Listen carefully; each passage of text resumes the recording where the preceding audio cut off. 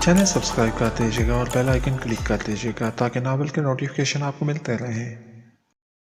इनके दिल से आवाज़ उभरी, हिना मान लो मेरी बात, लौट आओ, मेरे काशिफ की बन जाओ। वो बोल पड़ी।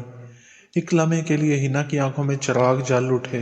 लब मुस्कुराए थे, लेकिन अगले लम्हे फिर से चेहरे पे उदासी छा गई। नहीं, ऐसा नहीं हो सकता। वो पलटी और चल दी। आयशा उसे जाते हुए देख रही थी। आ गई? वो इसका इंतज़ार कर रहा था। हाँ, आ गई। इसकी आवाज़ मध्यम थी। दिल में पछतावा जाग रहा था। चलो बैठो। वो मोटरसाइकिल पे बैठ गई। रात की तारीकी में वालिदैन की इज्जत को रौंद के वो एक अजनबी के साथ मोहब्बत ढूंढने निकली थी। इसे यकीन था कि इसका हमसफ़र इसे इतनी खुशियाँ देगा कि वो इस पछतावे पे हावी आ जाएंगी। सब कुछ ठीक हो जाएगा। एक दो दिन सब गुस्सा करेंगे, फिर सब भूल के अपनी ज़िंदगियों में गुम हो जाएंगे।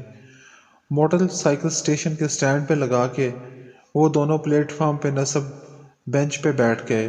ट्रेन आने में अभी वक्त था और वो बातें कर रहे थे, लेकिन इसका दिमाग कहीं और ही था। ट्रेन में लाहौर तक का सफ़र सोचों का सफ़र था। वो ये नहीं जानती थी कि सोचें इसे तड़पाने वाली हैं। खुशियों की तलाश में वो दर बदर भटकने वाली है। होटल में 3 दिन क़याम के बाद इसका इसरार बढ़ने लगा कि कहीं किराए का घर ले लेते हैं। वकास ने इसे समझाया कि यहाँ किराए पे घर इतनी जल्दी नहीं मिलते, कुछ दिन मज़ीद इंतज़ार करना पड़ेगा। वकास, हम शादी कर लेते हैं। अच्छा, कर लेंगे शादी, लेकिन अभी सेटल तो हो जाएं और कोई मकान तो मिल जाए। वो रोज़ सुबह निकल जाता और शाम को वापस आता। वो मुंतज़िर रहती कि कब इसे मकान मिल जाने की खुशखबरी सुनाएगा। ऐसे ही दिन गुजरते गए। मेरे पास तो पैसे ख़त्म हो गए हैं, तुम्हारे पास कुछ पैसे होंगे? वो इसके सामने सवाली बन के खड़ा था। हाँ, कुछ पैसे हैं। इसने पैसे निकाल के वकास को दे दिए। कुछ दिन मज़ीद ऐसे ही गुजर गए। फिर वकास ने इसे खुशखबरी सुनाई कि मकान मिल गया है। छोटा सा घर है, लाहौर शहर से करीब है, लेकिन सिर्फ 10 लाख में मिल रहा है और 2 से 5 लाख तक मिल जाएंगे। बाकी 5 लाख का इंतज़ाम हो जाए तो अपना घर हो जाएगा। पैसे आहिस्ता आहिस्ता चुका देंगे। जॉब भी मिल गई है, 15,000 तनख्वाह है। वकास खुशी खुशी बता रहा था। वो भी खुश हो गई। एक साथ दो दो खुशखबरियाँ थीं। अपना घर, इसने अपने घर का ख्वाब देखा था। छोटा सा एक घर जिसमें वो और वकास हों। इसने सूटकेस खोला। अम्मा ने थोड़े थोड़े पैसे बचा के इसके लिए जेवर बनाया था। जब भी अम्मा ट्रंक खोलती तो इसमें जेवर देख के वो मचल जाती। अम्मा, मैंने पहन के देखने हैं। तुम्हारे लिए ही तो हैं। जब शादी हो जाएगी तो पहन लेना, इतनी बेसब्री ना बनो। अम्मा, बस एक बार।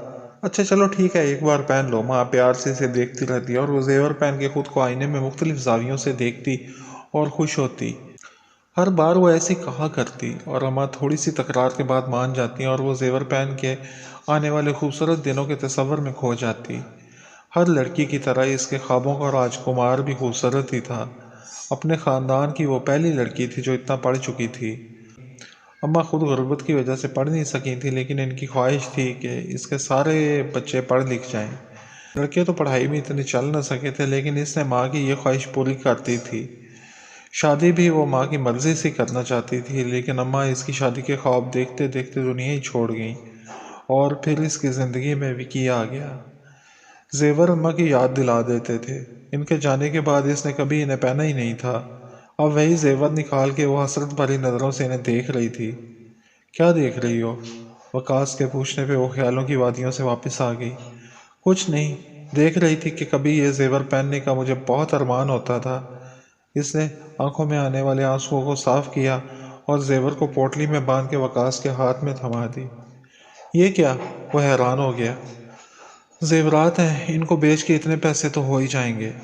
नहीं, मैं ये नहीं लूँगा। ये तुम्हारे हैं, इन्हें संभाल के रखो। इसने जेवर वापस कर दिए। तुम और मैं दो थोड़ी हैं। और फिर मेरा भी सपना है कि अपना एक घर हो।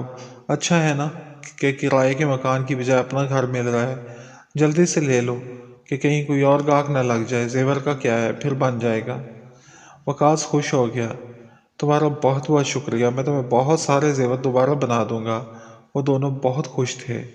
सपनों की मंजिल करीब थी। आसमां पे बादल छाए हुए थे, हल्की हल्की बारिश हो रही थी। इसका दिल बहुत बोझल था। गाड़ी लेके वो बाहर निकल आई। گیلی سڑکوں پہ گاڑی پھسل رہی تھی اور وہ بہت شدت سے کاشف کو یاد کر رہی تھی۔ کاش وہ ساتھ ہوتا۔ نہ جانے اس کے جی میں کیا آئی کہ اس نے گاڑی کا رخ شہر سے باہر جانے والی سڑک کی طرف کر دیا۔ کچھ دیر بعد وہ اس لمبی سڑک پہ رواں تھی جہاں کبھی کاشف کے ساتھ جا رہی تھی۔ آس پاس سرسبز کھیت تھے لیکن دل پہ ویرانی چھائی ہوئی تھی۔ میں کیوں جا رہی ہوں وہاں؟ اس نے خود سے سوال کیا، لیکن کوئی جواب نہ ملا۔ سڑک کے دونوں اطراف چھوٹے چھوٹے گاؤں تھے۔ ایک جگہ سے گزرتے ہوئے اس نے بے اختیار گاڑی روک لی۔ بے حد خوبصورت نظارہ تھا۔ وہ گاڑی سے باہر نکل آئی۔ سرسبز کھیتوں میں سرسوں کا ایک کھیت تھا، اپنی بہار دکھا رہا تھا۔ پیلے پیلے پھول اسے بہت اچھے لگتے تھے۔ گاڑی کو لاک کر کے وہ کھیت پہ بنی پگڈنڈی پہ چلنے لگی۔ سرسوں کا کھیت تھوڑے فاصلے پہ تھا۔ وہ چلتے چلتے اس کے قریب آ گئی۔ کچھ دیر اسے دیکھتی رہی، پھر واپس چل پڑی۔ گاڑی میں بیٹھی اور گاڑی چل پڑی۔ چلتے چلتے سفر کا پتہ بھی نہ چلا۔ وہ دریا کے پل سے گزر رہی تھی۔ دریا کا پانی سوکھ چکا تھا۔ تھوڑے سے حصے میں پانی تھا۔ اس میں 3 کشتیاں چل رہی تھیں۔ گاڑی اس نے سائڈ پہ کھڑی کی اور ڈھلان سے نیچے اترنے لگی۔ کچھ فیملیز بھی دریا کے کنارے تصاویر بنا رہی تھیں۔ وہ ان کے قریب سے گزرتی ہوئی اس جگہ پہ آ گئی جہاں کاشف کے ساتھ بیٹھی تھی۔ چلتے چلتے سفر کا پتہ بھی نہ چلا۔ اب وہ دریا کے پل سے گزر رہی تھی۔ دریا کا پانی سوکھ چکا تھا۔ تھوڑے سے حصے میں پانی تھا۔ اس میں 3 کشتیاں چل رہی تھیں۔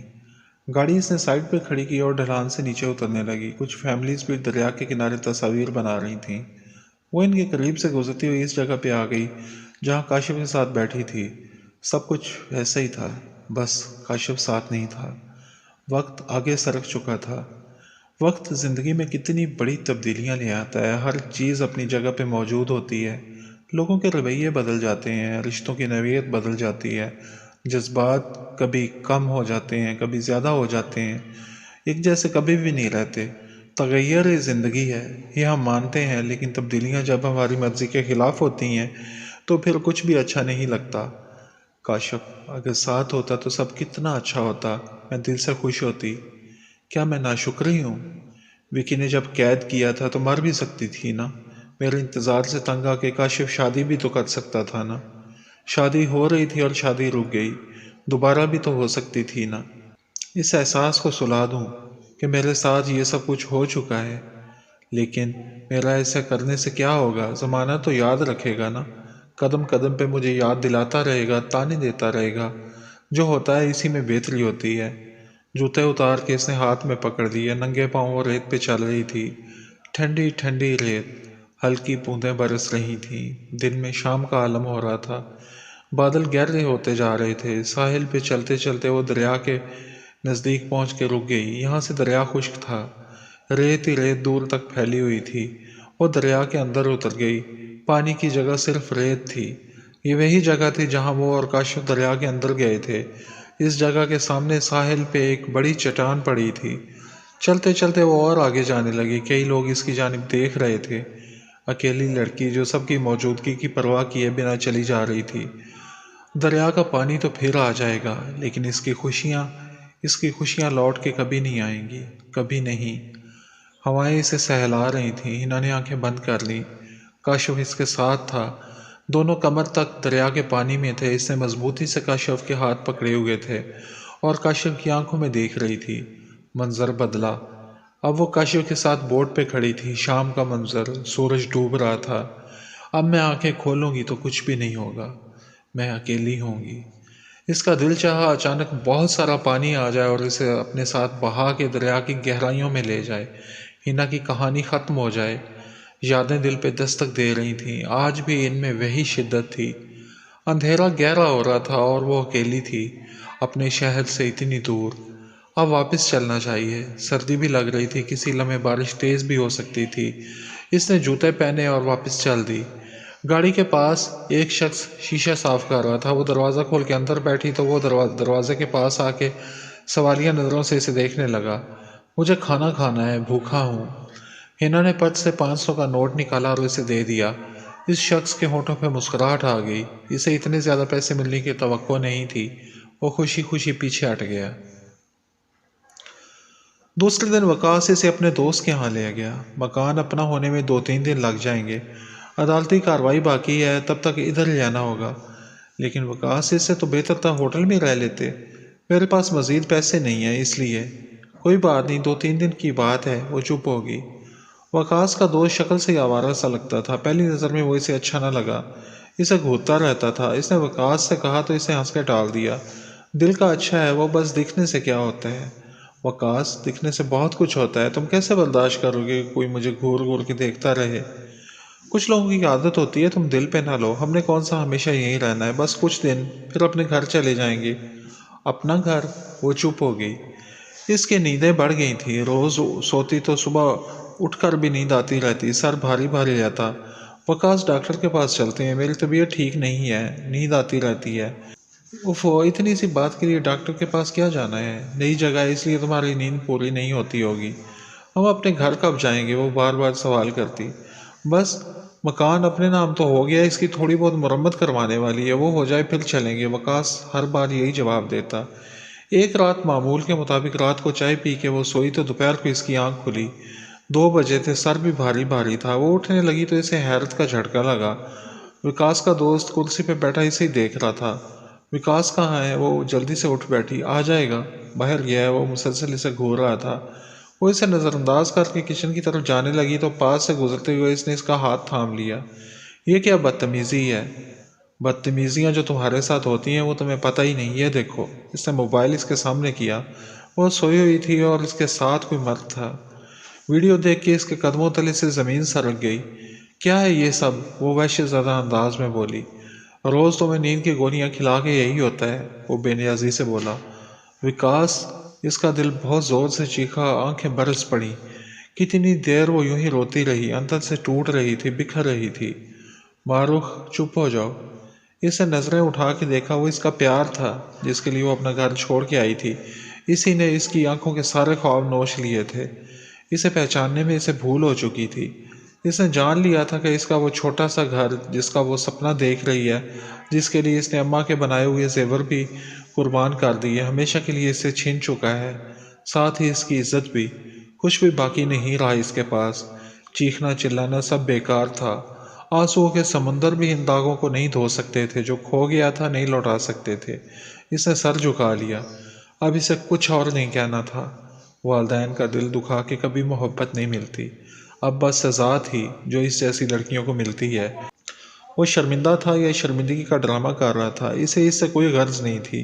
वो इसके लिए बेमानी हो चुका था। वो सिर्फ एक मर्द था, ऐसा मर्द जो मोहब्बत के नाम पे औरत की मजबूरी का हमेशा से फ़ायदा उठाता आया है। कोई जवाब ना पा के वो खुद ही उठ के चला गया और फिर इसके सामने कभी ना आया।